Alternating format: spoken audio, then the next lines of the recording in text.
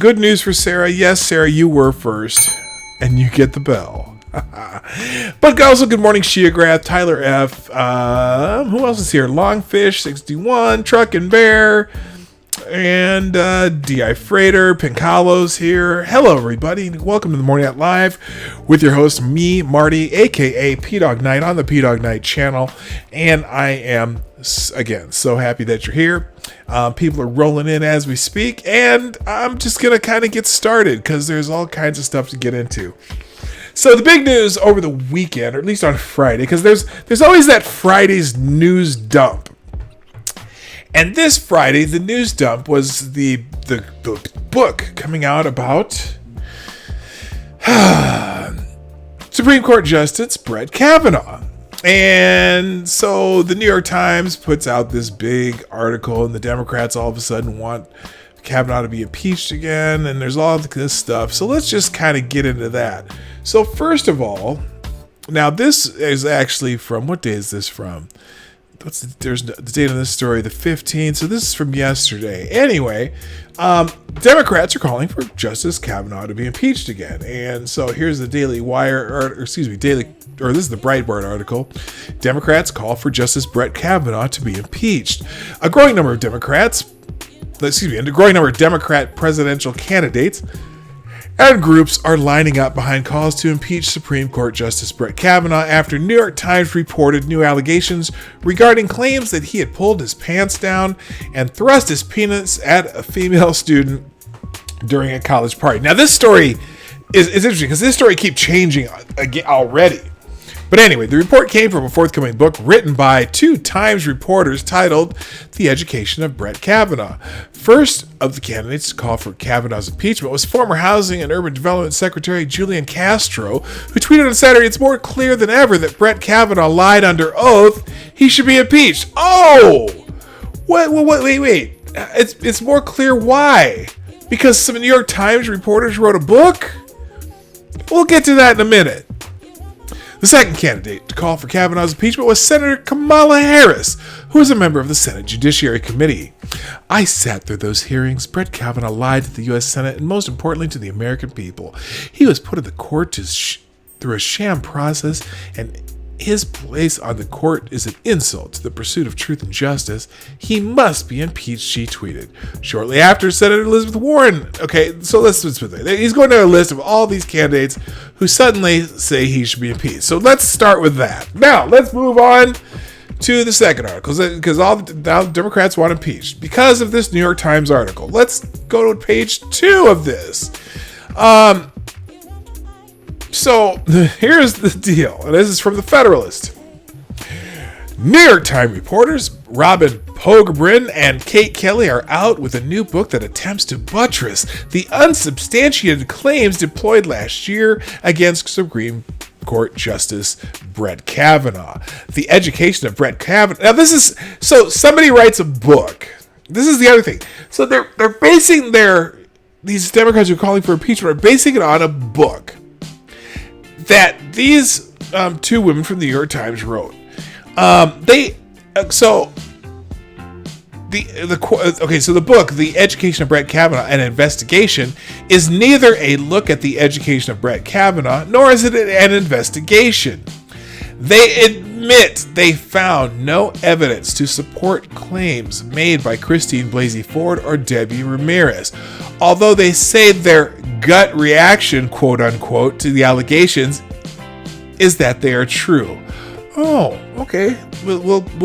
Okay, let's impeach him over some of these gut reactions. Just random gut reactions. They generally concede that their gut, quote unquote, tells them that Michael Avenatti client Julie Swetnick's claims are not true, citing the lack of corroboration.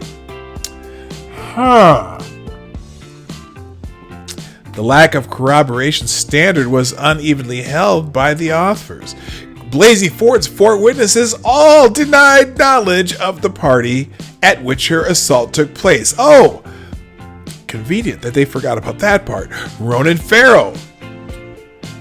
Ramirez went from telling Ronan Farrow, "I don't have any stories about Brett Kavanaugh and sexual misconduct," to telling friends of an incident for which she couldn't be sure Kavanaugh was involved, to now being the centerpiece of Pogrebin and Kelly book.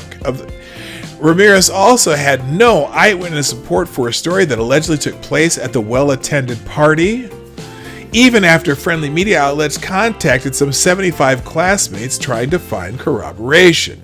Both women had the support of many friends and activists, however. Well, of course they did, because you must get rid of anything Orange Man does. The only supposedly new claim made in the book isn't new and comes from Democrat attorney Max Stier, a Yale classmate of Kavanaugh's with whom he has a long and contentious history. In the words of the Yale Daily News, they were pitted against each other during the Whitewater investigation in the 90s when Kavanaugh worked for independent counsel Ken Starr. Stier defended President Clinton, whose legal troubles began when a woman accused him of exposing himself in her hotel room. She had been brought to. Clinton later settled with the woman for $850,000. Yada yada. That's the Paula Jones case. And then Stier worked close to David Kendall, who went on to defend Hillary Clinton. So these are Clintons. Stier's a big-time Clinton's person. In any case, Stier's claim, which even two Democratic senators' offices didn't find particularly worthwhile, was that he had seen an inebriated Kavanaugh pants down at a freshman year party. Stier's claim to the staffers, we're told, was that other people at the party put Kavanaugh's genitalia into the hands of a classmate. So, interesting. So, apparently, Brett Kavanaugh was sexually assaulted.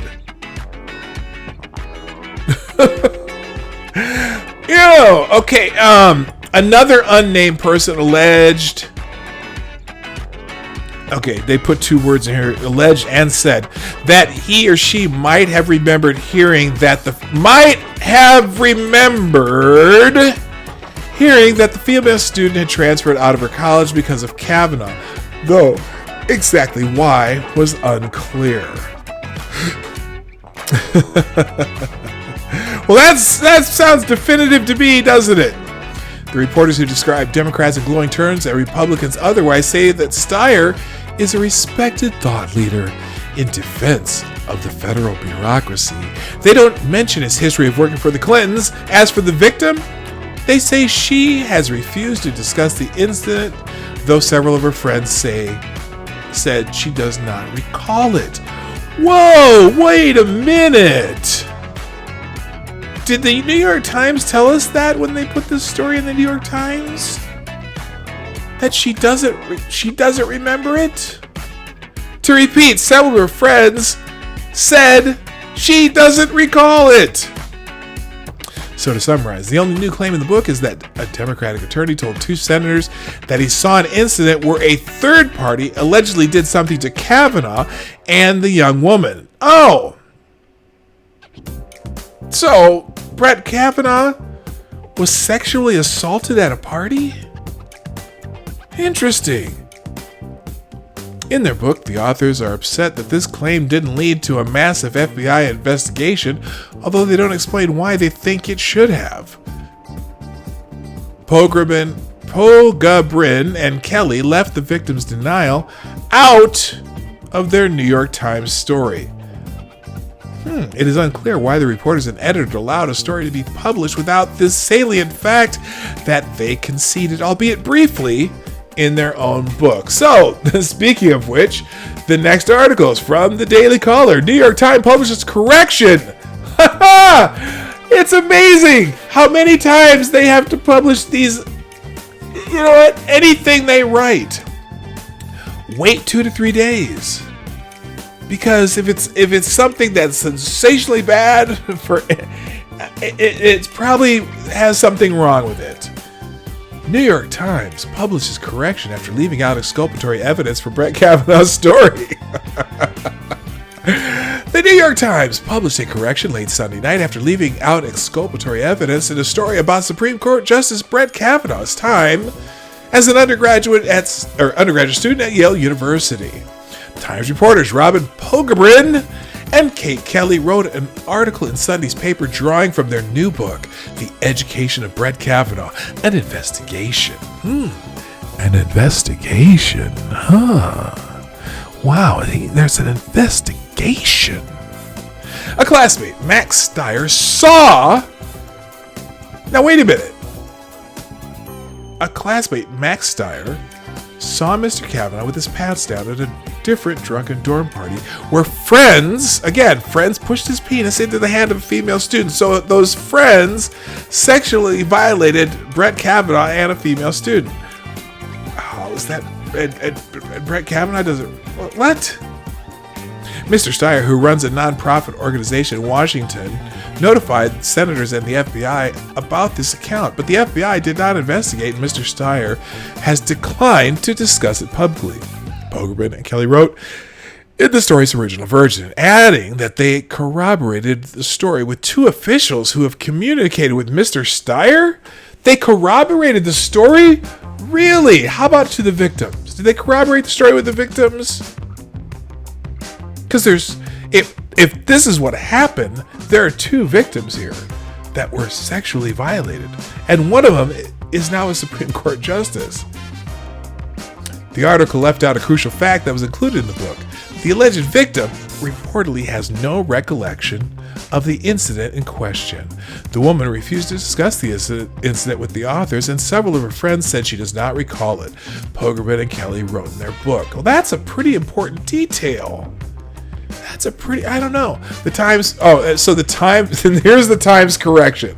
The Times published a correction after facing a backlash for the omission. Quote, an earlier version of this article, which was adapted from a forthcoming book, did not include one element of the book's account regarding an assertion by a Yale classmate that friends of Brett Kavanaugh pushed his penis into the hand of a female student at a drunken party. The book reports that the female student declined to be interviewed, and friends say that she does not recall the incident.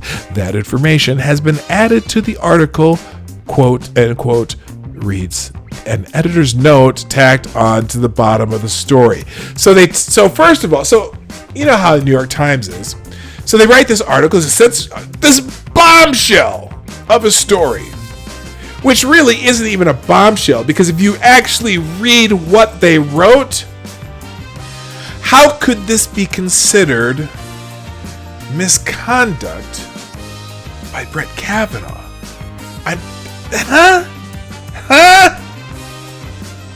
How? What? Because, even if this story was true, Kavanaugh's in college, drunk at a party. Never heard of that. I've never heard of a college student being drunk at a party, but imagine that could happen. That a student could be. Why did my music go silent? Is it just me who can't hear it? Oh, because I got you. Okay, I got it here. Okay, it's still there. All right, it didn't go silent. It's just my ears. Anyway, imagine a college student drunk at a party, maybe sleeping because of a little too much alcohol, right? And their friends, the person's friends, touches his penis and puts it in someone else's hand, and maybe even takes a picture. Well, there are no pictures have shown up, but anyway, how is that other than being drunk in college, which nobody does ever, of all times, ever. At least I never drank when I was in college and never did anything stupid, ever. How is that? Wouldn't that make him a victim? That would make him a victim, right?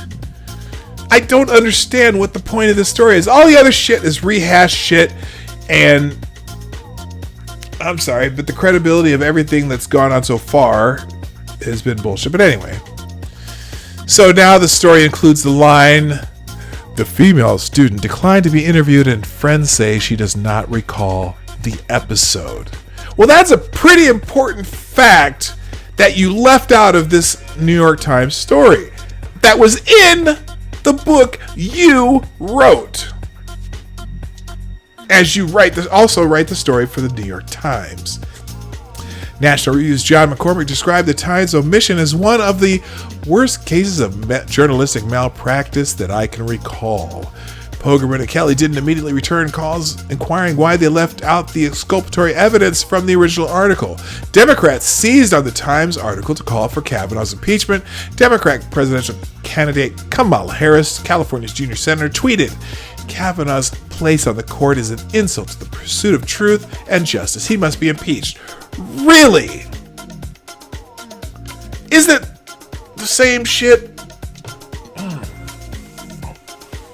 You went through it. You went through the entire process. Last year's Kavanaugh's nomination was rammed through the Senate without a thorough examination of the allegations against him. Democratic Massachusetts. Okay, more of these fuckers saying why he should be impeached. So anyway, yeah, that's a pretty big correction to a story that you're making claims when the person who supposedly was violated doesn't know anything about the incident. Fascinating. Fucking fascinating. Alrighty then. So, okay, it's showtime. Good morning again. Welcome to the Morning Night Live. If you're coming in late, the Morning Night Live is brought to you by you, the viewers of the Morning Night Live. The greatest way you can help the Morning Night Live is to tweet out the actual... Oh, I didn't even tweet it out. That was dumb. There. No, I did it too. But thank you to Truck and Bear and Sarah who did put out the tweet of the show this morning. If you would be so inclined, I'd appreciate it if you would tweet out the show or hit that share button that's right down there. Excuse me. Share button's down there where you can put it out other places on social media. Otherwise, if you want, you can just retweet my tweet because it is live right now. There it is in this chat.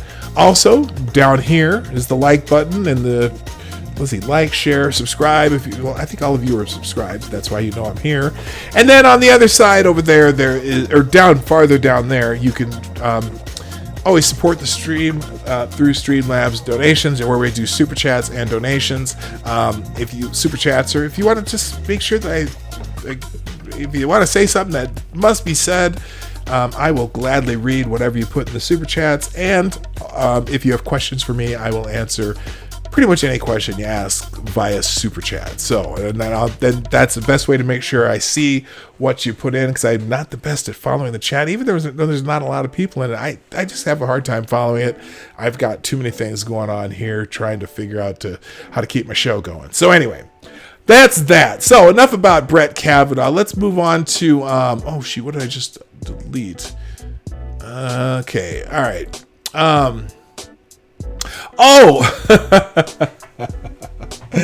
This is my favorite story from the weekend, however, because it's very almost thematic.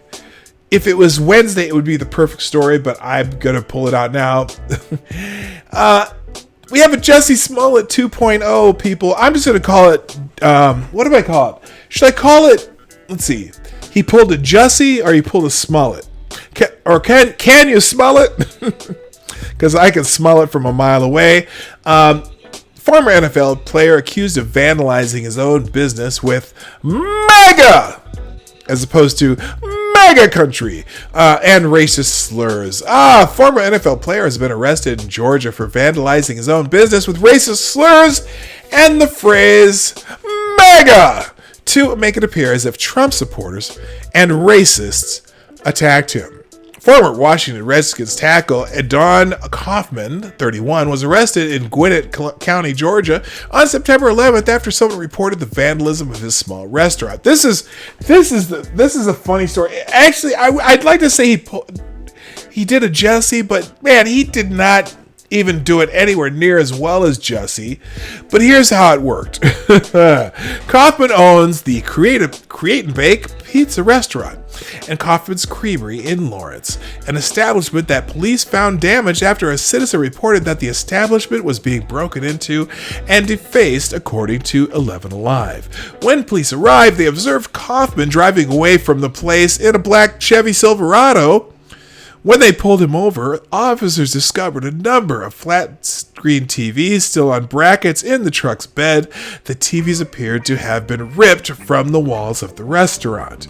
Meanwhile, other officers discovered that Kaufman's establishment had been seriously vandalized with MAGA spray painted all on the walls several times, along with racial epithets. Seating booths were also sliced up, mirrors were broken, and a security system was disabled and destroyed. Police obtained a search warrant and found that in the truck, the same color spray paint used in the damage, as well as a pry bar that matched the paint color of a device used to break open the restaurant's back door. Kaufman had a less than stellar NFL career, having been signed between 2012 and 2016 by 8 pro teams, but never playing a regular season game with any of them. He was even dumped by the Canadian Football League. So the dude goes in. He's trying to collect insurance money. Here's the other part that this story doesn't even tell you, because I read a little bit about this story earlier. So he goes in and he wants to collect some insurance, right? So, and I don't know if his business is doing well or not, but there's people. This is at like 9:30 at night, so it's not even like late night when people are off the streets. He's doing this at 9:30 at night. Did he do this at closing time? I don't know. So he makes it look like someone broke into it. He pries open his own door, rips TVs off the wall, throws them in the back of his truck. Okay. Then he's like, okay, we're gonna make this a hate crime too. So he sprays some swastikas. Here it is. Oh, let's watch this. This is on YouTube. Let's watch the story from the YouTube story. Hang on here. All right, here. Let's put this on here. Oh, no sound. Hang on. Here, hold up. Let's turn the music off. Let's see if they tell us the rest of the story. I'm gonna pause the music a little bit here. All right, here we go. Let's watch this story. Staging a hate crime at his ice cream and pizza restaurant in Duluth. Kaufman is accused of spray painting racial slurs, swastikas, and MAGA on the walls. Police also found broken mirrors, cut wires, a damaged surveillance system. He made the swastika backwards. What's up with this swastika? Why? You know what? Here's what I don't get. Hold up. Let me stop the story. Okay, so if you are going to fake a hate crime, if you're going to fake a hate crime, wouldn't you learn how to actually make a swastika? How many motherfuckers... Because, if someone's really going to be, if they're really a neo-Nazi... You think their swastika game would be down, would be tight, And this idiot, and I guarantee, I'll tell you what, anytime, let me find this. Anytime you see this, and it's supposed to be a hate crime, it's fake. It's a fake. This dude. Now, why do I know that the swastika is backward? Just because it looks weird. Don't they go the other way?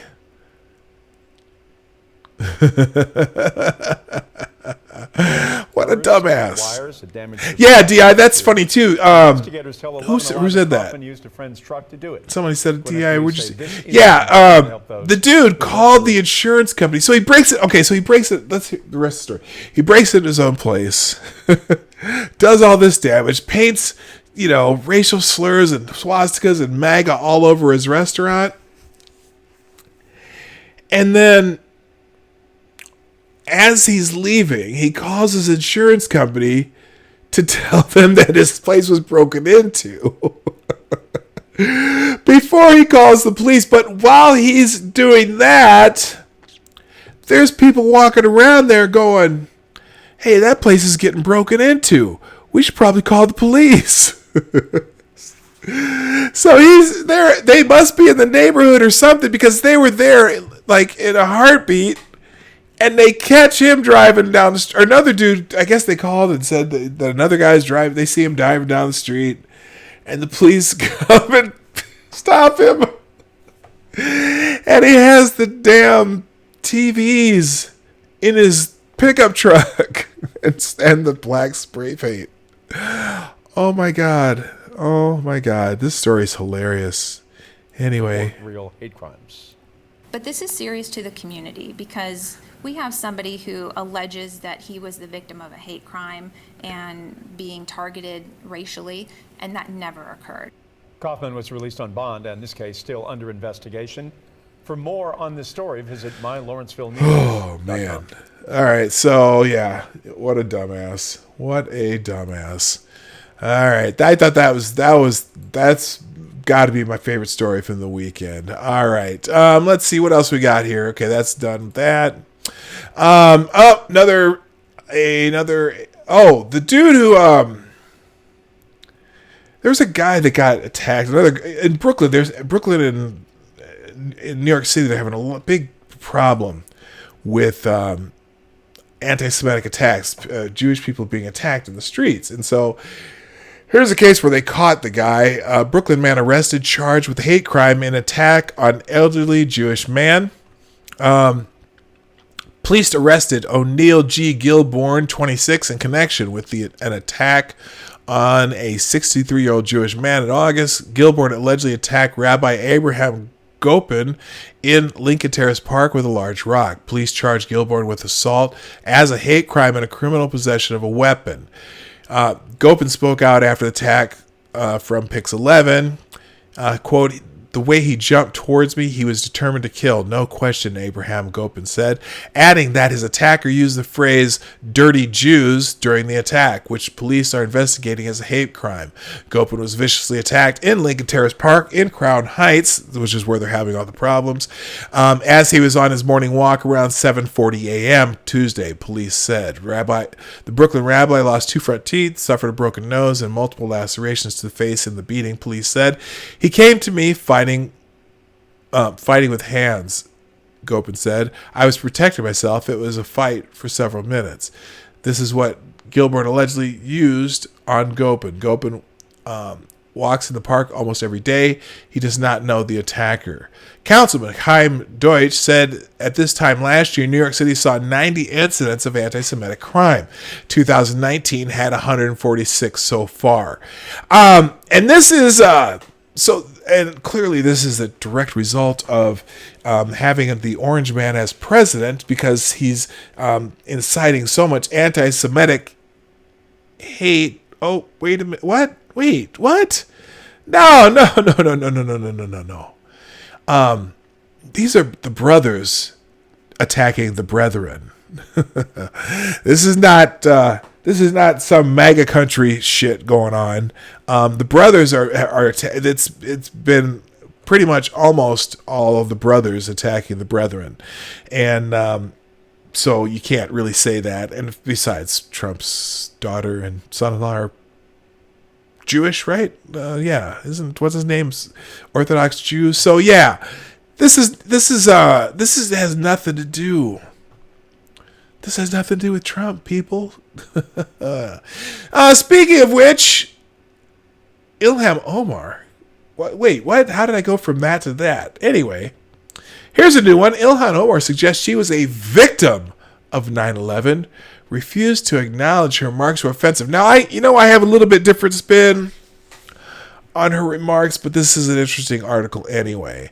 Far-left Representative Ilhan Omar, Democrat Minnesota, refused to acknowledge on Sunday that her remarks trivializing the September 11, 2001 Islamic terror attacks that killed thousands of innocent Americans were offensive, and went so far to suggest that she herself was a victim of the attack. Omar, appearing on CBS News' Face the Nation with host Margaret Brennan, was asked by Brennan about her description of the terrorist attacks as "some people did something." Do you understand why people found that offensive? Brennan asked. Omar danced around the question, refusing to answer it while suggesting that she was a victim of 9/11. I mean, so 9/11 was an attack on all Americans. It was an attack on all of us. And I certainly could not understand the weight of the pain that the victims of the families of 9/11 must feel.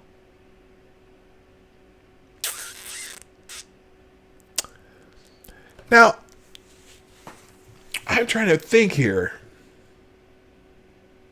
When did she come here? I can't remember. Anyway, but I think it's really important for us to make sure that we are not forgetting, right, the aftermath of what happened after 9/11, Omar continued. Many Americans found themselves now having their civil rights stripped from them, and so I was speaking to was the fact that a Muslim, not only I suffering as an American who was attacked on that day, but the next day I woke up as my fellow Americans were now treating me as a suspect. Okay.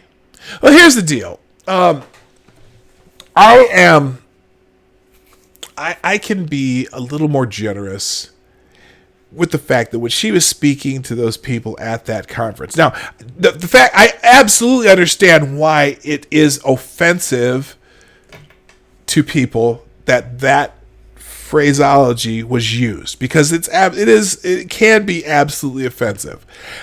What I don't think is that she was necessarily trivializing the event in the way that it comes off to when you see that standalone series of words. Because I think what she was trying to say, if she would have said, for example, if she would have phrased it differently, instead of saying some people did something and then others, were being blamed, blah, blah, blah. If she would have said, rather instead of that, if she would have said, some terrible people, crashed those planes into that building and killed all these people, and these people are being blamed or being treated as suspects or being treated as, being profiled because of that, then there would be no controversy. But the words she actually used come off as callous. I don't think she was intending to be callous about that event, but she chose her words extremely poorly.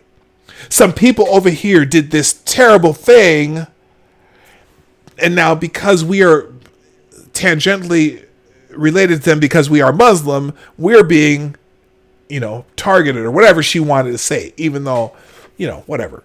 So there is a way she could have said that in a way that wouldn't have been offensive. But the way it came off, some people did something. Like the thing was not the focus of what she was saying, but whatever. So, and then the fact that she's saying that CARE was created because of that. CARE was already a well-established organization. So she's stupid anyway. But anyway, it's, so I'm trying to make it be charitable about it, even though she totally botched how she said it. And if the fact that, now granted, she probably wasn't ever expected to be a member of Congress when she made that speech either, or was she already a member of Congress? I don't know when she made that speech, but it's just learn how to use the language. I'm looking in the chat here. No, P-Dog, she is a callous bitch. She takes joy in the deaths. I don't know. I don't want to say that that's the case. I'm again, me being charitable. Why I'm being charitable, I don't know. Anyway, when Omar and her husband get divorced, will the children still call their father daddy or uncle? Oh, Zombie Teddy. Good morning, by the way. Check your logics here. Kitty Stalker, RVA Dar, who else? Zombie Teddy. Hello, everybody. Nice to have you here. But still, she's this thing, though, that she said this weekend, where she wants to be the victim. Everyone wants to be the victim. Everyone wants to, it's amazing how everyone wants to be a victim. You know, I something I read. It was someone who was tweeting this weekend that I found interesting, because they were talking about this. This is a black guy talking about how he hates when people use the word "people of color," and it was an interesting take, because he was saying that. Well, and I can't stand it either, because it's like it. Well, here's what he was saying. I'll say what he said first, and then we'll go from there. He was saying that, you know, when you say people of color, that means you take everybody but so-called white people, and then you make the white people something extra super special, because you're generalizing all the other people of color, or you're isolating the white people from all these other people throughout the entire world, rather than just, you know, I don't know. It was an interesting thing he said. I wish I could remember exactly how it was said.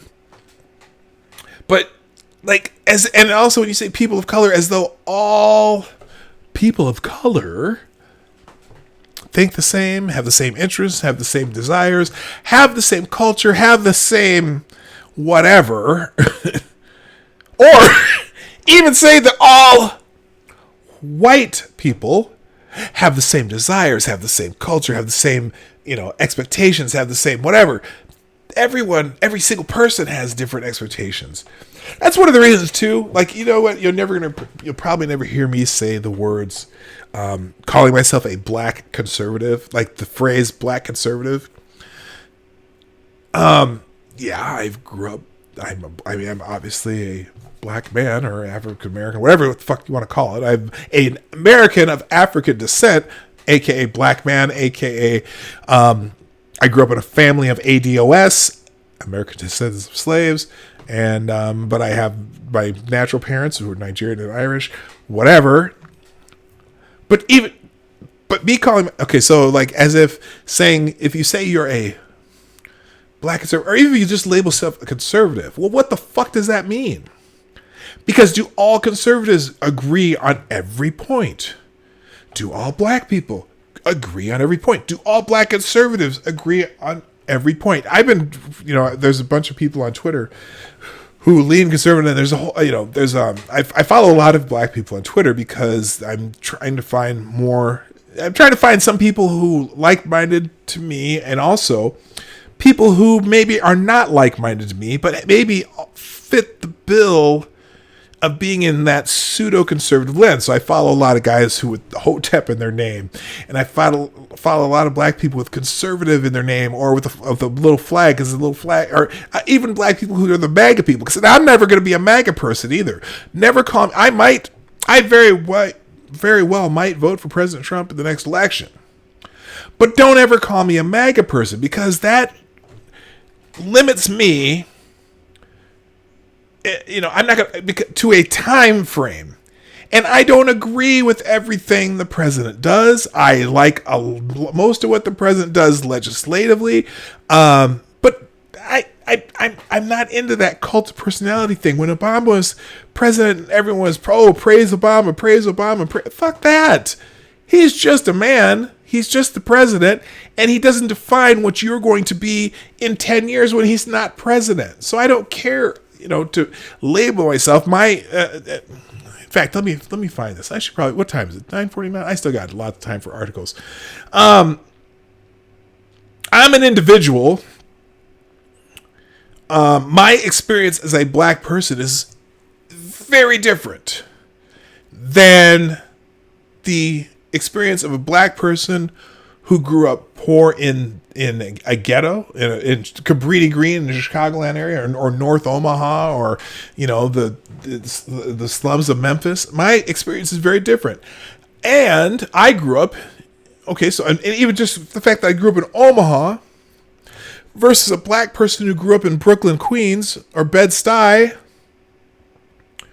or Long Beach, okay, or Keokuk, Iowa, okay, we have all different experiences. So I'm never going to say that my experience as a black person, or my experience as a conservative, or my experience as a Midwesterner, or my experiences as someone who grew up in Omaha, or my experience as someone who raised 2 kids and has a wife and a family are never going to be the same as anybody else's. But I can still have common ground with different people. Okay, so MC, you know what? And I'm not saying that MAGA is just about Trump. I get that, but it would tie me to a time, and I'd like to think that while I agree with MAGA on most things, it's still a time, and it's still it doesn't define me, and I think I guess what I'm trying to say is I want to transcend the time. Does the MAGA part that I agree with, did I agree with it 20 years ago, 10 years ago? Do I agree with it now? Will I agree with it in 10 years? Will I agree with it 20 years from now? And so I guess so there's a principle, and I'm sure there's a principle in the MAGA thing. I get it, but not everyone gets it. I get it. I understand it. But I think that the ideals that I have are going to transcend time for me and my family, and so I don't have any problem with the MAGA people. Don't get me wrong. Obviously I don't. I support the MAGA concept, and some people have a hard time with it because yes, there were bad times in America. Oh, well, yeah, okay. So how do you define it from a standpoint of, well, America was never great. Well, sure, America's great. I've explained how I explain. It's funny because there was this clip going around about with Candace Owen and her arguing with T.I., the rapper guy, and he never let her finish her sentence. And probably one of the problems that I have, for example, let's take Candace Owen, for example, who's MAGA through and through and this and that. The problem with Candace is she's so caught up in her talking points that sometimes I don't think she always can formulate what the point is behind the talking point. And she's gotten better at it. If you actually listen to her now versus a year ago, she's much better at articulating the principles that she tries to espouse. I think she just spent too much time with the Talking Points USA people. Yes, I know it's really Turning Point USA. I call them Talking Points USA. But yeah, that whole thing, the reason that she drives me nuts is because of that. It's because she's so caught up on talking points that I never know if she's real. I never know if she has an actual principle. And part of the problem too with her is, I think it's something that there's a lot of people, black conservatives on Twitter are beginning to say that, you know what, if we're going to get more people of color to understand what we mean by following conservative principles, or even the MAGA thing, we can't go around insulting people. Okay, so when you're telling someone, "No, you're just on the Democratic plantation," I've never liked that phrase. Saying that, "Oh, you're on the Democratic plantation." You know what? All you're doing is saying, "Okay, you're calling them a slave, and now you want them to come over to your plantation." Okay, no, that's not what I want.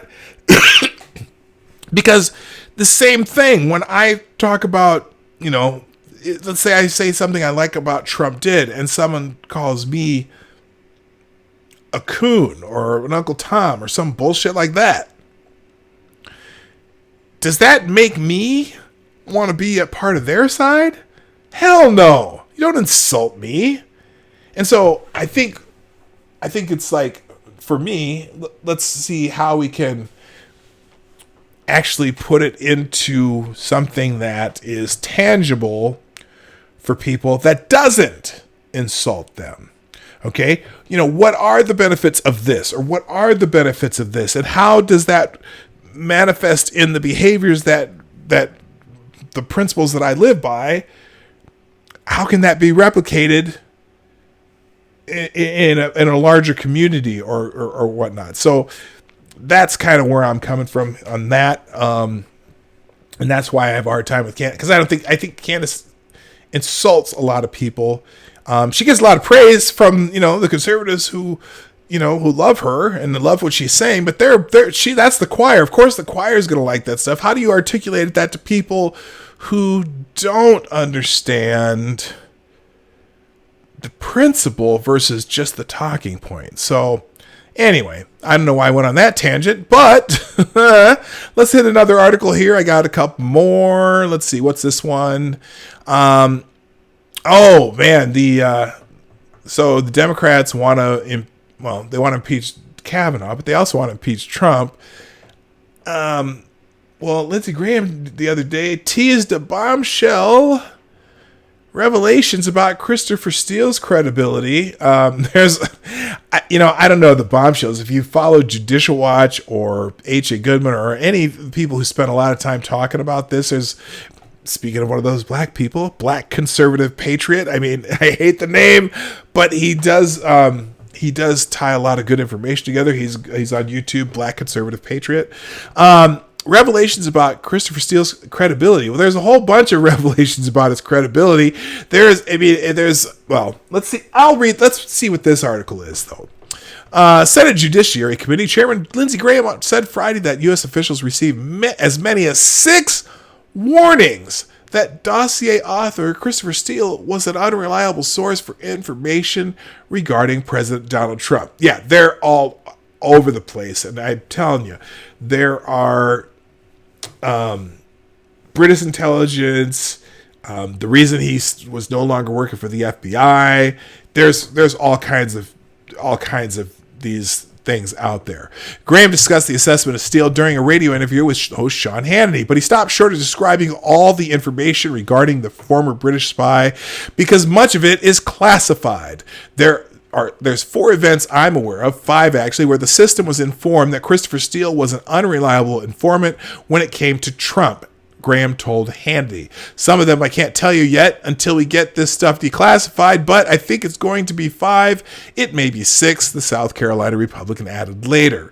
Republicans have accused the FBI of abusing the Foreign Intelligence Surveillance Act, FISA, by relying on Steele's unverified reports in applications to wiretap at Carter Page, a former Trump campaign advisor. The Bureau obtained 4 warrants to spy on Page, which the first of which was granted October 21st, 2016. Look, that Steele dossier, if that was used at all, there are at least 3 blatant things that the FBI could not have missed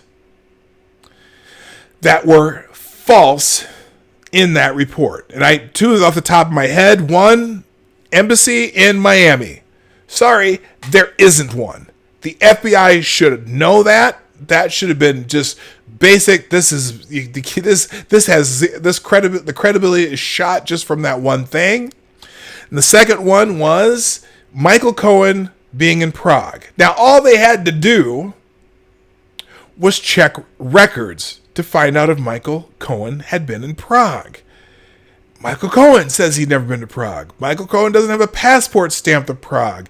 The Czech embassy, or who is it? What is it? It's still Czechoslovakia. The embassy. They could have checked with the embassy. They could have done all kinds of things. Michael Cohen has never been to Prague. Okay, so that Steele dossier, from just those 2 things, should have been questioned immediately and shouldn't have been treated as something that is a reliable source. Now, there's also plenty of allegations that Steele, for some reason, had it out for Trump and there's other documents that saying where Christopher Steele hated Trump and didn't want him to be elected. So there's all kinds of things out there, but this is interesting that Lindsey Graham says there's at least 6 things that they know.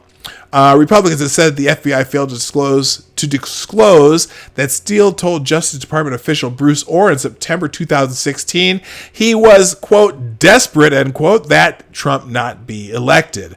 The FBI also continued to cite Steele's information in the FISA application even after cutting ties with the ex-spy on November 1st, 2016, after learning about his contacts with the media. Yeah, so Steele, as he's giving this information to the FBI, also gives it to Yahoo News, gives it to other places, and then the FBI goes back and, they go in the FISA court and say, well, we have this dossier and we have the information. Well, is there any other corroborating, information from this? Well, yeah, it's in these news articles from Yahoo News. Oh, well, who gave Yahoo News the information? The same guy that gave the information to the FBI.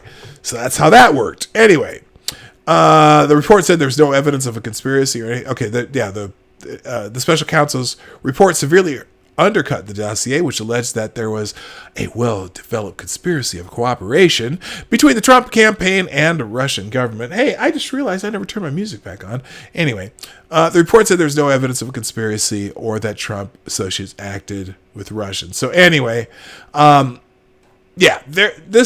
thing is, it's unraveling. Like, have you ever bought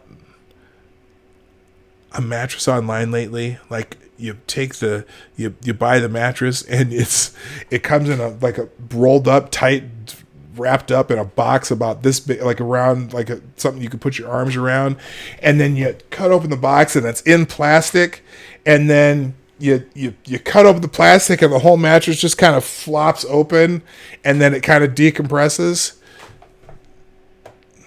That's kind of how the whole Russiagate thing is unraveling. Let's have some music. How about it, huh? Ooh, what happened there? Oh, there we go. Back in to have some tunes, a little funk to smooth out your day, huh? How about that? All right. What else did I got? I got a couple of minutes before I get into Twitter trends. Oh, now this is interesting. So the DOJ uses impeachment confusion against House Democrats in dispute over Mueller grand jury material. The Democrats are having a tough time. They were blindsided by President Trump's 2016 victory over Hillary Clinton and haven't yet managed to regain a sense of equilibrium. They're still operating, to borrow a phrase from poker, on tilt. Here's the definition of tilt that best captures the Democrats since 2016. After a bad beat or an extended, real or imagined, downswing, you lose control over your game. You play too loosely because you are fuming. On tilt, one's emotions take over, hubris and wildly ill-conceived decisions follow, and big losses are all but guaranteed. And here we go. We've seen this throughout the past 3 years in everything from the rabid resistance to the Me Too movement, to the Russian collusion hoax, to pretty much every word uttered or printed by either Democrats or the left-stream media. Why are they being redundant there? I just don't know.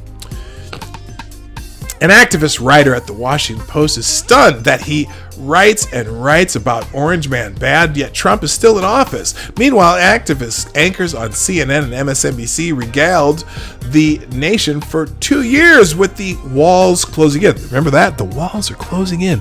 And the end being nigh for Trump. They weren't, and it wasn't.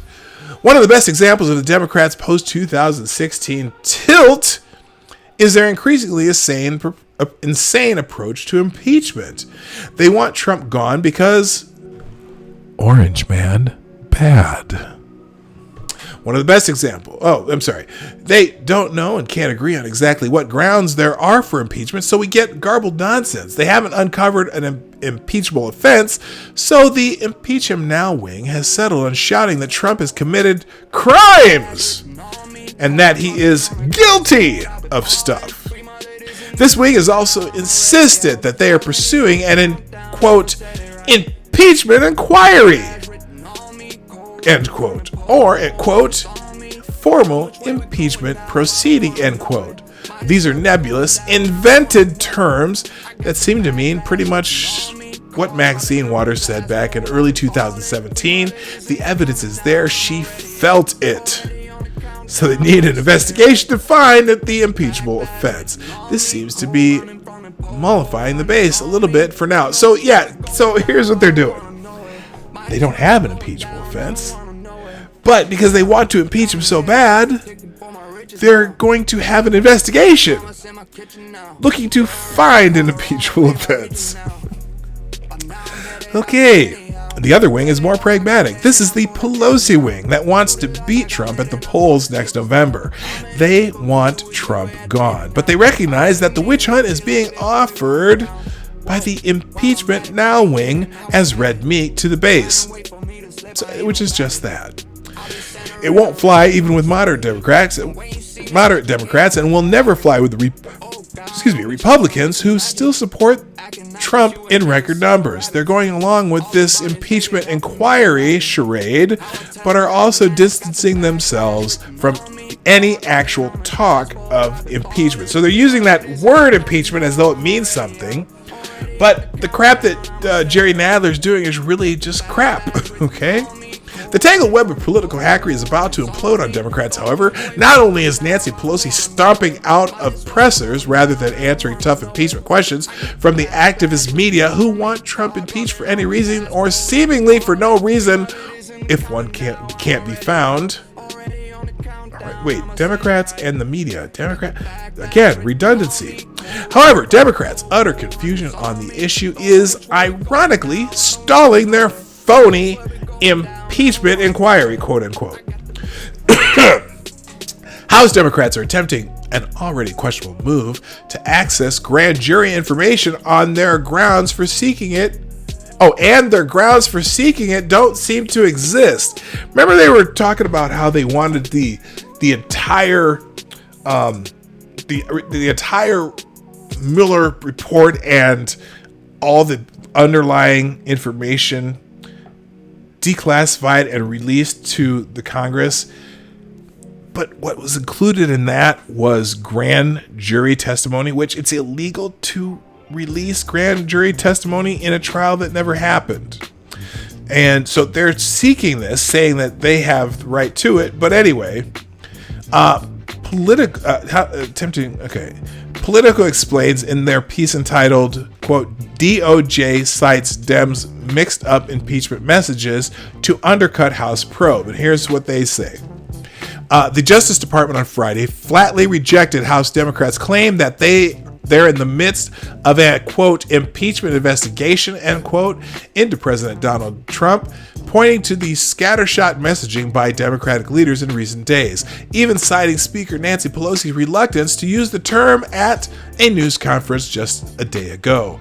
In a new court filing on Friday, Justice Department lawyers argued that the House Judiciary Committee's efforts to obtain former special counsel Robert Mueller's most sensitive secrets, evidence, and testimony collected by a grand jury should be denied, in part because House Democrats can't agree on what to call their investigation. Quote, most prominently, the Speaker of the House has been emphatic that the investigation is not a true impeachment proceeding, quote, end quote, the lawyers wrote, citing Pelosi's June statement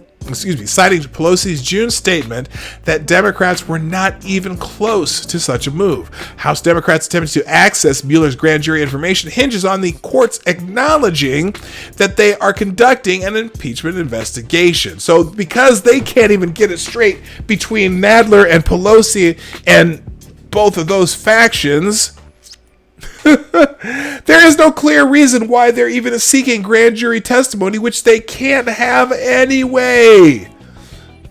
The only way they would be able to have it, possibly, if there were formal impeachment proceedings. I think judges are going to agree with that. This is a fishing expedition that they need to do their own investigation on.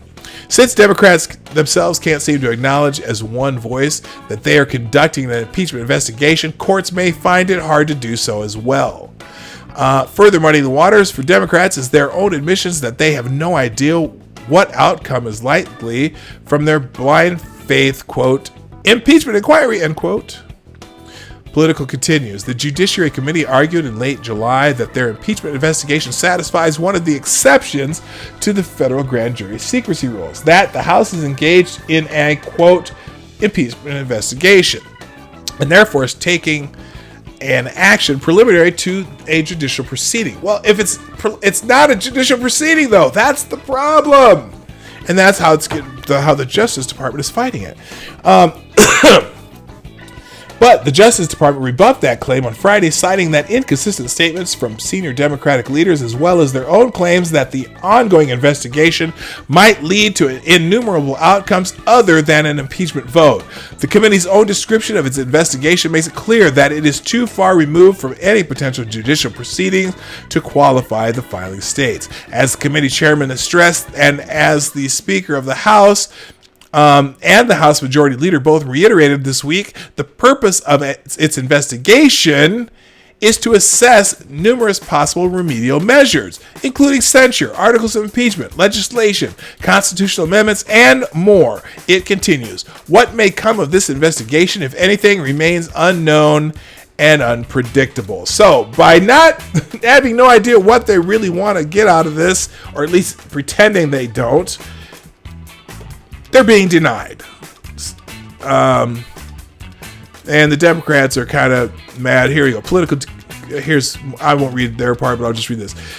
Senior Democrats have expressed concern this week that the lack of a unified message on impeachment could hurt their prospects in court as they seek to access Mueller's secret files and testimony from his key witnesses, which they say is necessary in order to determine whether Trump should be impeached. Even if a judge determined that the House activities were close enough to a preliminary impeachment probe, the Justice Department's lawyers went further, arguing that impeachment itself and the removal trial in the Senate would still fall short of an exception to grand jury secrecy. Impeachment proceedings in Congress, including hypothetical removal proceedings in the Senate, are not judicial proceedings under the plain and ordinary meaning of that term, they wrote. So the Democrats are pissed, especially Jerry Nadler. See you later, DI. Thanks for coming. All right. So anyway, yeah, they're playing games over there. Yeah, this is an article. Jerry Nadler just perverted the impeachment process. Yeah, that's kind of the same thing. I mean, because they don't know what they're doing, they keep saying different things, calling it different things, calling for different results. They don't know what the purpose of getting grand jury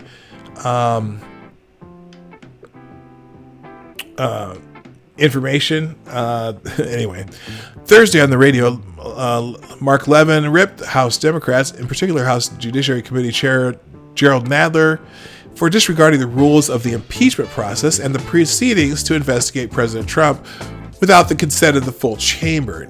Now the way an impeachment proceeding is supposed to work, ladies and gentlemen, and keep this in mind, that impeachment is so serious that it's supposed to involve the broader body politic, the House of Representatives in toto, not a committee of the House of Representatives conducting a so-called impeachment inquiry. Impeachment investigations, impeachment probe, they've all used these words.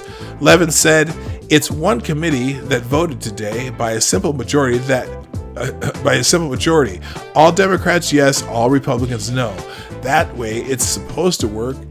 The way it's supposed to work is there's a formal vote for impeachment proceedings, not the impeachment of the president, but proceedings authorizing the House Judiciary Committee to conduct its investigation. That did not happen, so the very people who claim to care about the Constitution could care less about the tradition, precedent, and process. Yeah, so they, instead of, for the Judiciary Committee to even proceed, it's supposed to be a full vote of the House. Anyway, so that's that. All right, let's see. All right, I'm gonna skip the other two because we got to get into Twitter trends. Also, if you got any questions or anything today, put some question marks behind it. Vacuum sealed beds, yes, fun. Okay, yeah, we're kind of having some fun down here. All right. How are we doing, gang? We got a few more minutes. We got to get through some Twitter trends, and then we're going to move on for the day. Or I'm going to get my day going here. How was everyone's weekend? I did a lot of gardening this weekend. Oh, and also, here, let me find this. I thought this was so cool. Oh, let me see. Piccolo. Way better version. Oh, okay. I see. Thank you, Piccolo, for sending me that article on the NFL player. Here, I'm going to put that in the chat. Just because we've already gone through it. But if you want, this is a better article on that NFL thing. If you want to read it, there it is in the chat.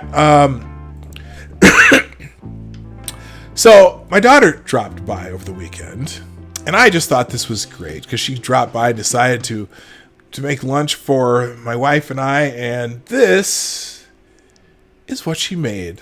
And I'm so proud of this. I'm just going to put the old picture up here because it's beautiful. It was a lovely lunch, I'll tell you that. It was really good. So she made us some grilled salmon, and it's cantaloupe. She cut it in huge chunks. I don't know where she got it from. And then we have this. She bought my wife this thing called I guess it's called a zoodle maker. It makes noodles. Oh, that's the music. It's just spiral cuts, like zucchini and stuff like that. So she did some zucchini here. This is some kind of cheese. It was like a really good smoked cheese. And then she made these salads with carrots, snow peas, and whatever that is there. And then she made homemade dressing. And then she took this picture, and I'm like, oh my God, that is so beautiful. She learned something from me, I'll tell you that. Oh yeah, my daughter is quite the culinary master. Yeah, you know what? Actually, she got the picture looking, like making it look good, really nice from my wife. Because when they were kids, my wife to make things look more appetizing for things they might not eat, she would just put them on the plate in like cool little patterns, and then she'd like put sauces places where she could dip, because like especially for some reason my kids both love sugar snap peas, and that's because when they were young my wife would arrange them on the plate and then put a little like design of ranch dressing that they could dip them in. And so she kind of learned that, and then she made this meal and took this beautiful picture. So I'm just really proud of it, and so that's me being proud papa.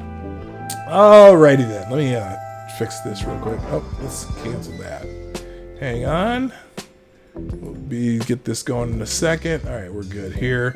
All right, so anyway, there you go. So let's get into Twitter trends and get the hell out of Dodge. Let's see. First of all, let me get this. So number one is it's a Monday, so of course Monday something happens on Monday, and it's Monday motivation is the top one today. Let's get some motivation up on the screen here. Let's move let's make it so you can see this stuff. Let's see. Oh, Tulsi Gabbard. Oh, started the week by doing a 2 mile. So I don't know this thing of Tulsi Gabbard exercising. HIIT workout, 25 exercise using the bench. No excuses. Start your week right. Monday motivation. So there you go. Tulsi Gabbard. Oh, she's got the music pumping on that too. Yeah, I've always been impressed with Tulsi Gabbard. Tulsi Gabbard, I think, and I are the same age, and she looks like 20 years younger than me. I should probably start exercising again. But anyway, good for Tulsi Gabbard. That's motivating. Let's see what else. Oh, looks like someone else is talking about Tulsi Gabbard exercising. Oh, that's because no, this is it. The second one is also, dude. If I was in the high school, Tulsi would be that hot mom all my homeboys would be talking about.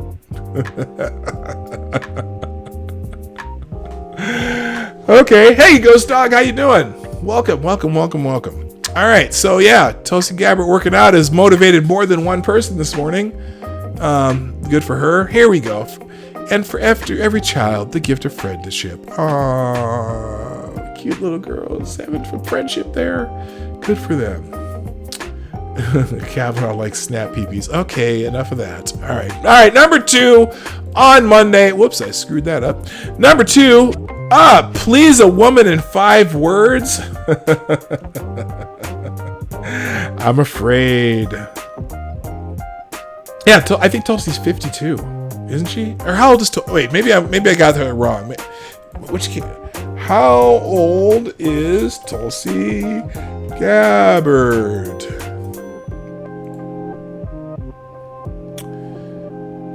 Oh no, she's not 52. I'm way off. She's 38. Okay, never mind. All right. Still though, this is 38. Is that right? Yeah, she's 38 or 39. Never mind. What? Oh no, Is it Kirsten Gillibrand who's 50? No, Kamala Harris is 54. That's who. And Kamala Harris looks good for her being in her 50s. Usually it's Republican women that look good at that age, but she looks, she looks pretty good. All right, anyway. Not that I care about what she looks like. I don't give a shit. All right, back to Twitter. Let's see. Please the woman in 5 words. Okay. I'm going to give you all 30 seconds to figure out what you would put for please a woman in 5 words. I took out the garbage. Okay, I took out the garbage.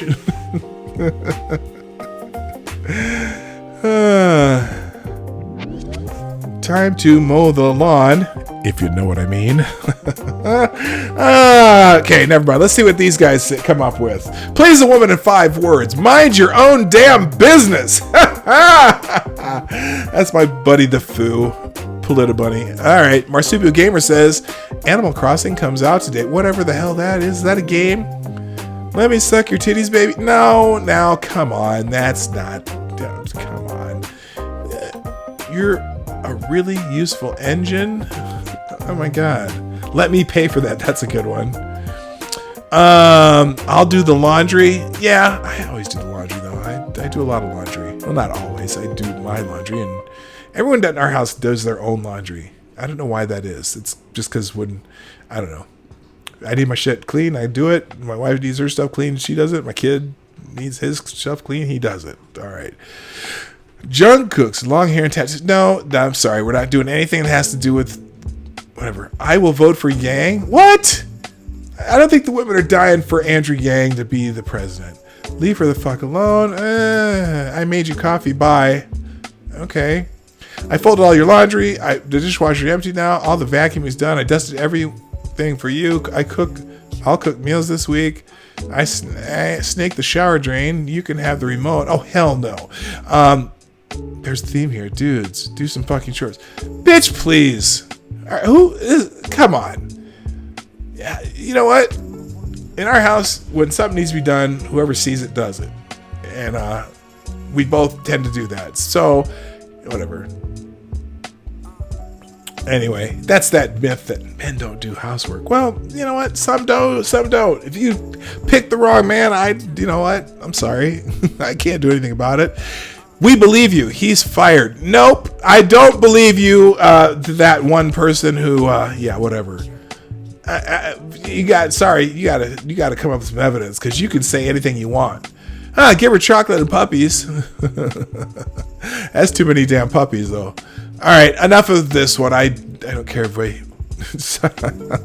I won't say what I was about to say, because I do have some women in my chat that I got to be cool. Marsupial Gamers, I see you had one in there. All right, let's go to number 3, Monday morning. Nope. Oh, Obama Netflix. So they put out a movie. Did you know this? So the Obamas have this deal with Netflix to produce some whatever. And so they produced some stupid movie. I don't know what it is yet. Wait a minute, what's my notifications here? Oh, Marsupial Gamer. Thank you, Marsupial Gamer, for tweeting the show. They tweeted some movie. Okay, oh god. This is because it's trending because President Trump tweeted it. But the Obamas did produce a movie. I'll get to that in a second. For the privilege of being your president and doing the best job that has been done in many decades, I'm far beyond somebody paying for a hotel room for the evening or filling up a gas tank at an airport I do not own. Let radical left Democrats are crazy. And then Obama Netflix, question mark. I don't know why he finished that.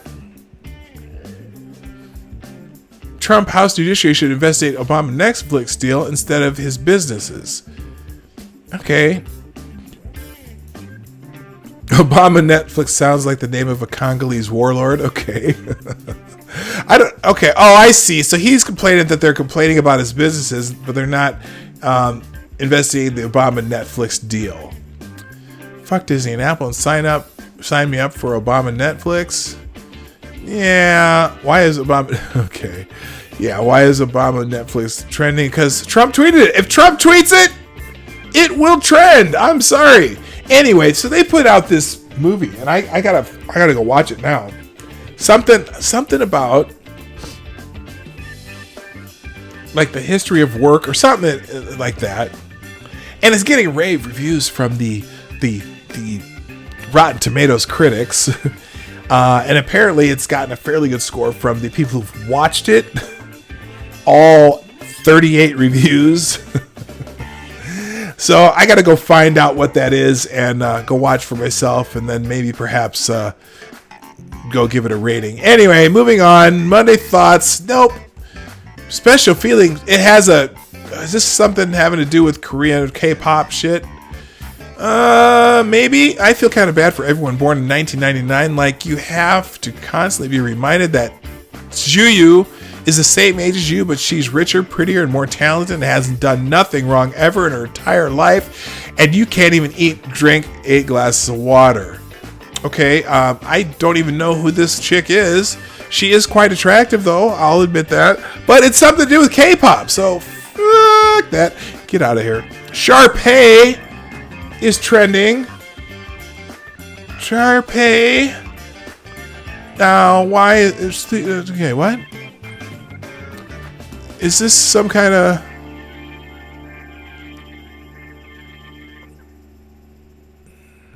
I'm trying to understand what Sharpay is.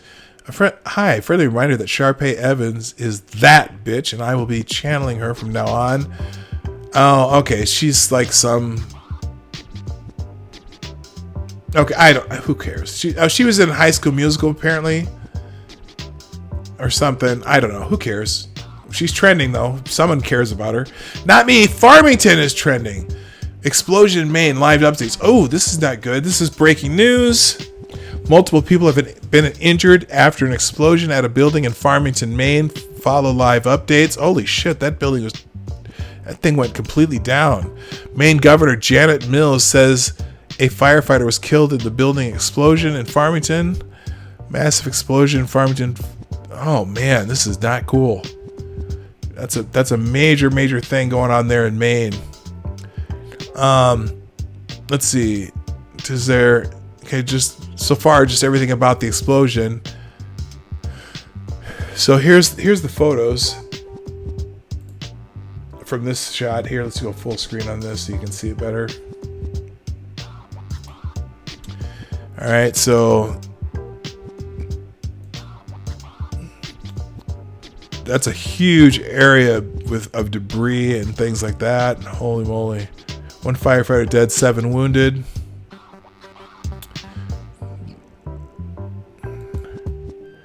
You know, you got to wonder. It's got to be a gas leak or something. Farmington, Maine. I'm closely monitoring the explosion in Farmington. Our hearts will go out to those who impacted by this Our hearts go out to all those impacted by this tragedy, especially to the loved ones of the firefighter lost and others injured.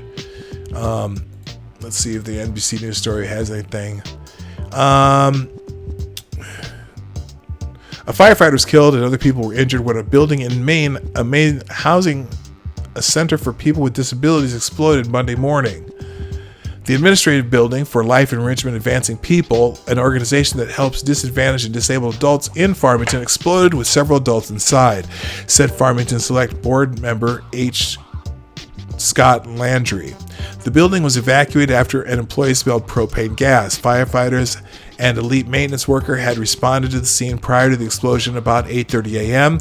Our hearts go out to those impacted by this tragedy, especially the loved ones of the firefighter lost and others injured. I'm grateful for the work of the first responders who were at the scene and urge Maine people to avoid the area, tweeted Governor Janet Mills. It's unclear how many people were injured. Mills said the incident is under investigation. Landry said the building to the building, construction of which was recently completed, was reduced to a hole in the ground. The new building is spread all over creation, he told the Associated Press. Landry said that 5 minutes before the eruption, children were being picked up from a bus stop in front of the building. And the story is developing. So, pray for those people in Maine who have been affected by this. Not a good thing. Let's move on. Purdue Pharma's in the news. The maker of OxyContin has filed for bankruptcy on Sunday. Yeah, they're getting sued into oblivion. And I guess, they filed for Chapter 11 bankruptcy in New York as part of its framework for settling litigation on multiple states and governments. With multiple states and governments. Yeah, they're getting sued to high heaven. So I guess... Now these people, Purdue Pharma filing bankruptcy protection, the quiet of the night, is one of the biggest bunches of bullshit I've ever seen. Bad fucking people continue to terrorize the country. No, they don't. They actually came up with a drug that helped a lot of people, and unfortunately a lot of people got addicted to it. And, there's plenty of fake shit out there that also... you don't file bankruptcy in the middle of the night. You file bankruptcy when the courts are open. So they filed bankruptcy because they've been sued into oblivion, and now their liabilities far outweigh their assets. So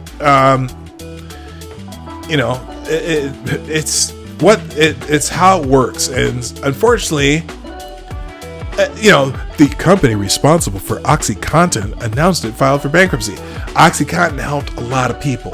Sorry. Now, the fact that it was addictive and they had, that people abused it and they couldn't, what are you going to... Oh! Again, it's yes, there are people who... What about the doctors that prescribed my Tic Tacs? Hey, exactly. Sue those doctors. Sue the doctors. Sue the people, sue the people who are giving it away or stealing it or whatever. Purdue. Oh, my God. So I remember when my mother-in-law had to use it, and we were very careful about how she used it, and fortunately she did not become addicted to it because we were very careful and followed the directions and everything that we were supposed to do so that she wouldn't get addicted. But she needed it, and it saved her from a lot of pain when she, after her back had to be fused together. So,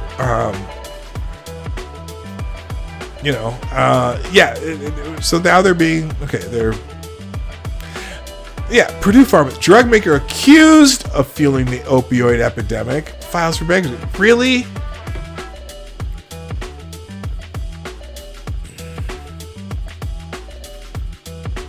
But then there's people. The Sackler family made over $4 billion off the opioid crisis. Transferred billions to offshore accounts to avoid taxes. Now, after killing 47,000 Americans a year through addiction, you know what? OxyContin's not the only opioid that people are dying from. Hate to break it to you, Kasim. Jesus Christ.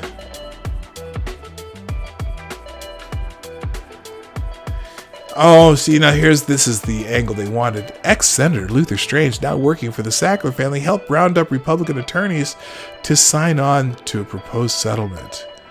Luther Strange's role in the Purdue Pharma opioid settlement embraced. People familiar with the negotiations say he was at a meeting with the Republican Attorney General's Association over the summer. I'm not even sure. Maybe that article is not a slam on Republicans, but maybe it is. Who knows? Company profits just from destroying untold thousands of lives, then seeks bankruptcy to avoid its debts. Well, if they've been sued and their liabilities far exceed their assets, that's about the only thing they can do. They can liquidate the assets, but no one's going to be made whole, because if all the suits proceed, then they're not going to have anything anyway. So I don't know. I get it. I get why people are mad about it, but again, they're losing on this. Tony Bennett's tweeting, I hope it's not for... Okay, Tony Bennett didn't die. He's 93 years old, but because Rick Ocasek died, that is the soundtrack to my sophomore year in high school. The first high school party I went to in high school, actually, it was during the summer after my freshman year. The Cars album came out. The first with Best Friend's Girl and what else was on that album? It was a great album. And I wasn't particularly into that style of music at the time, but that album played constantly for the whole party, and everyone knew every song by the end of it, and it was pretty wild. It was in a barn. Some rich kid at school, they had a barn party somewhere out in the sticks. Anyway, Rick Ocasek trend. Eddie Money was trending. Eddie Money died too. I forgot about that. That was my best friend in college, or my roommate in college, was a huge Eddie Money fan. As soon as I heard Eddie Money died, I was like, oh gosh, I should probably call my buddy. I think we talked about that on Friday. Eddie Money is trending. I check. Oh no, Eddie Money died. Rick Ocasek is trending. Check. Oh no, Rick Ocasek died. I think, don't these happen in threes? Tony Bennett is trending. I check. It's different Tony Bennett, and he didn't die. Tony Bennett, this is the Tony Bennett 93. Which Tony Bennett is it? You know you're old when you see Tony Bennett is trending and stare in confusion at the picture. But that's not Tony Bennett. He looks like this. Okay, which Tony Bennett is trending? Oh, this Tony Bennett. We live in cynical times, rightly so, but I genuinely believe this dude is among the very best of us. Okay, what? Who is this guy? Tony Bennett declined a raise. Then he and his wife pledged $500,000 to career program. Tony Bennett, dean at Markel Families. Oh, he's the men's head basketball coach at the University of Virginia.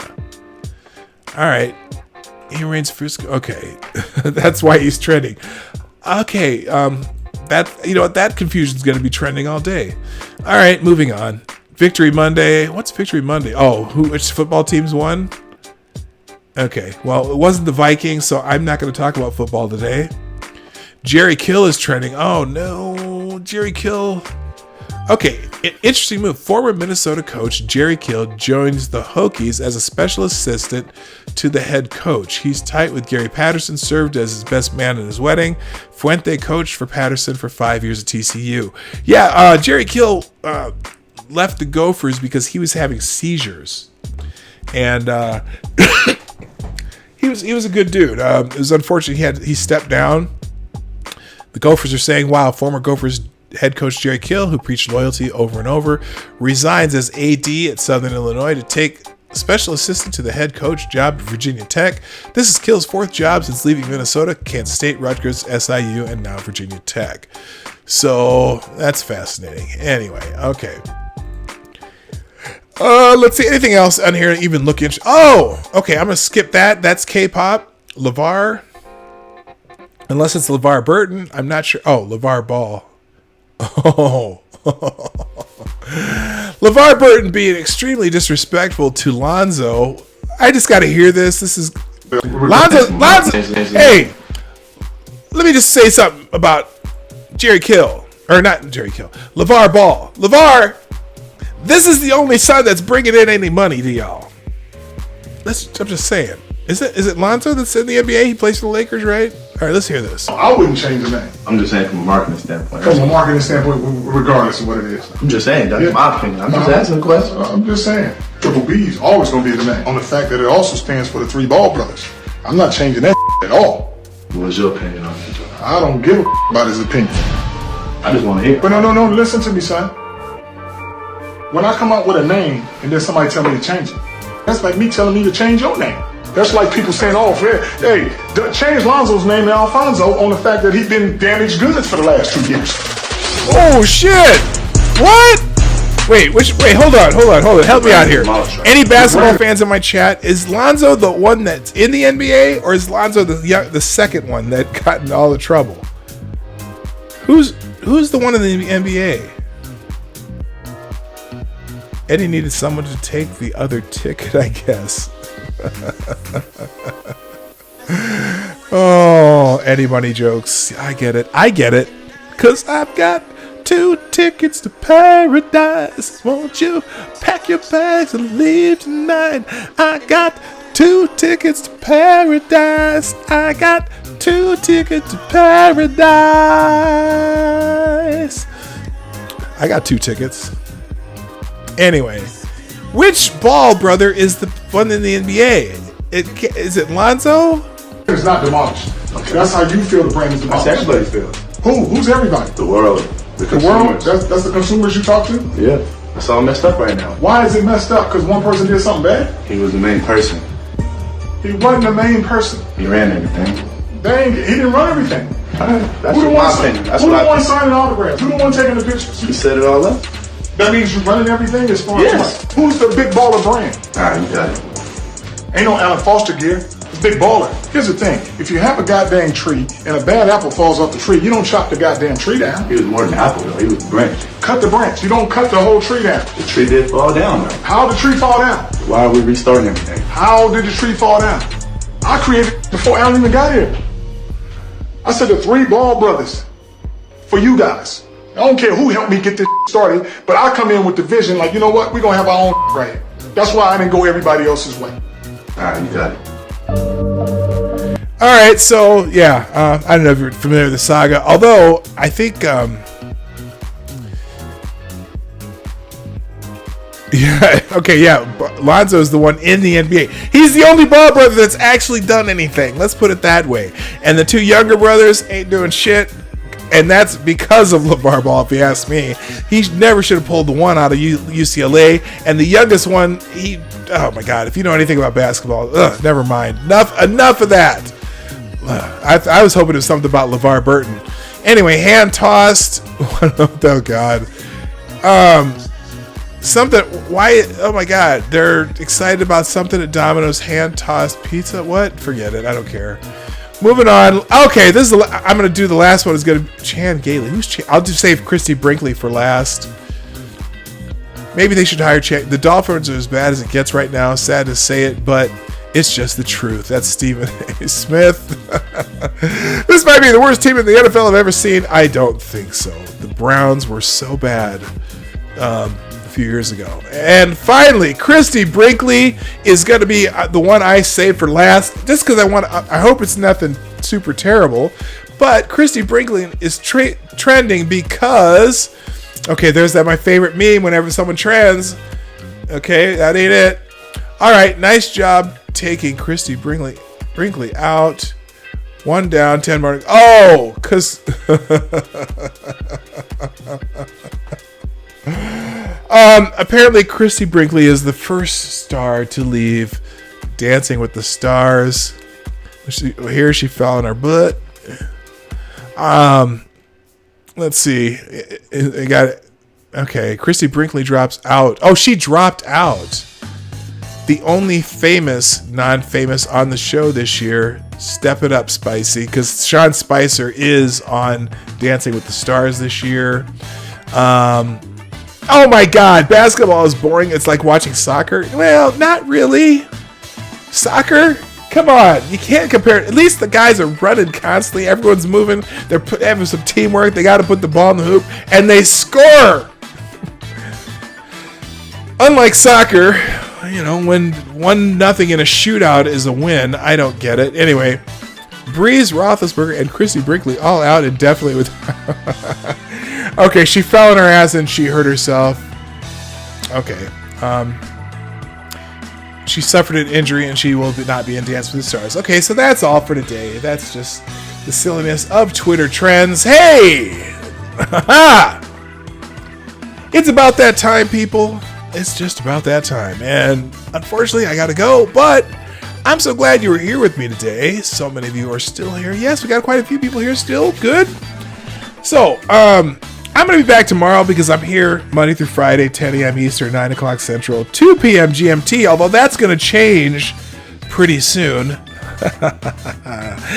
Not because I'm changing when I'm streaming, because this is the best time for me to do it, but because that old daylight saving time, whatever that is, I don't know which is which. Are we in daylight savings time? Or no, we're in daylight savings time, and then you go back to standard time, whatever, sometime in the middle of October. So by 2 p.m. GMT will be 3 p.m. GMT pretty soon. But for those in the States, just stick to calculating based on Central and Eastern time. It's still going to be 10 o'clock Central Eastern, 10 o'clock Eastern, 9 o'clock Central. And if you are so inclined, if you haven't done so already, right down there, hit that like button and the share button. If you're watching after the fact, make sure you share. Or also, hey, y'all, here's the thing. If you're watching after the fact, put a comment in the comment section. Just comment something so I know you were here after the fact. I try to figure out how many people actually show up after the fact, but I always forget to look at how many viewers I had during the stream. So if you do that, make sure you do that. So also, if you'd like to do super chats in the future or donations to the stream, mainly to me, because that's just what I do. Hopefully I'm entertaining somewhat. You can do that in the Streamlabs links down below. So that's it for today. I don't see anything in the chat. Daylight savings time is coming up. Spring forward, fall back. Yeah, get ready for that. And that's all. So, ladies and gentlemen, thanks for being here. I gotta go. My name is Dawg Knight, and I'm out of here. Have a great day. Hey, this is Dawg Knight, and I want to thank you for joining me today on the Dawg Knight channel. Before you go, if you like what you saw and you're not already subscribed, please make sure that you hit the subscribe button down below, and definitely click that bell that pops up afterwards so you'll be notified when I post new videos or when we go live. I broadcast my live show, The Morning Night Live, Monday through Friday, 10 a.m. Eastern, 9 o'clock Central, and 2 p.m. GMT. A special thanks to all supporters of this channel who share our videos on social media and who make donations through our Streamlabs link in the description below. Thanks again, and until next time, I'm Dawg Knight, and I'm out of here.